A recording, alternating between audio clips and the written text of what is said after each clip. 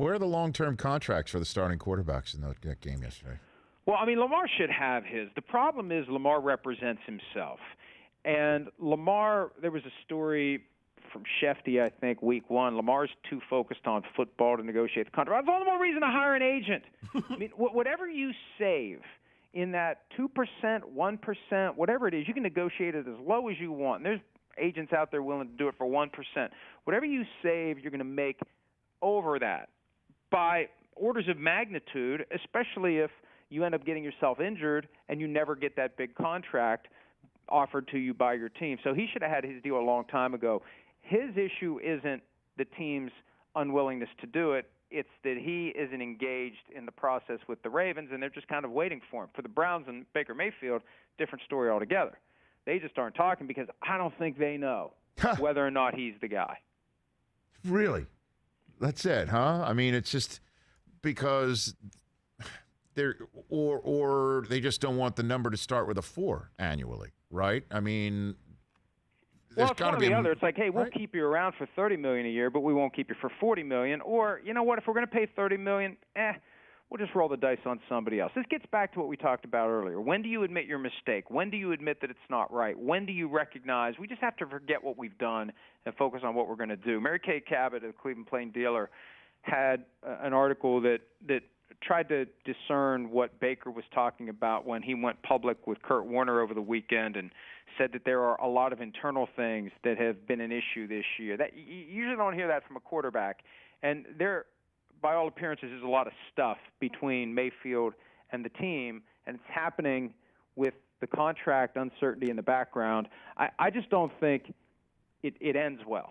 And I think the Browns need to acknowledge it, and Mayfield needs to acknowledge it. I don't. Who would anyone give Mayfield something right now that starts with a 4? Rich? No. Nor would I. But I would definitely sign him long term. I mean, like at some point, Mike, we're going to see a team do one of two things in this situation. We're going to see a team tell this quarterback, "Yeah, you were drafted first overall, and you're our guy."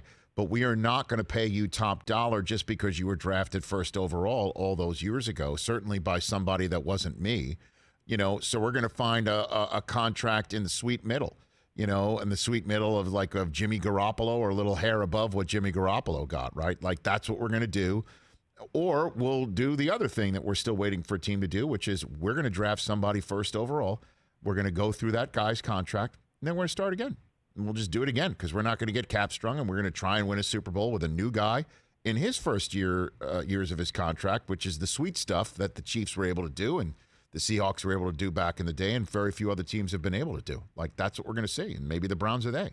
Hey, Rich, your lips to the football god's ears. Back in June of 2019, I was shouting as loud as I could to the Rams, do not sign Jared Goff to a second contract. Don't do it. Just because he's got 3 years in and he took you to a Super Bowl and he's eligible for a new deal, don't do it. Don't do it. And they were acting like I was crazy. Fred Rogan had Sean McVay on his radio show, and they were like, oh, that's just ridiculous. Oh, he's never going to not be here. All of the BS that we hear all the time when we're really sold heavy BS.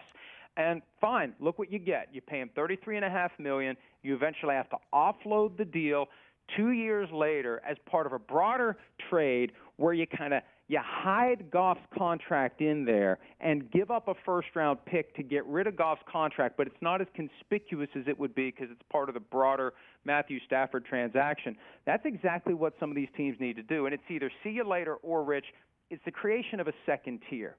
For a while it was the next guy who was due a contract, who was on the pass side of pass-fail, automatically becomes the highest-paid player in league history, and it went Andrew Luck, Derek Carr, Jimmy Garoppolo, Kirk Cousins, Matthew Stafford, Matt Ryan, one after another. That doesn't work anymore.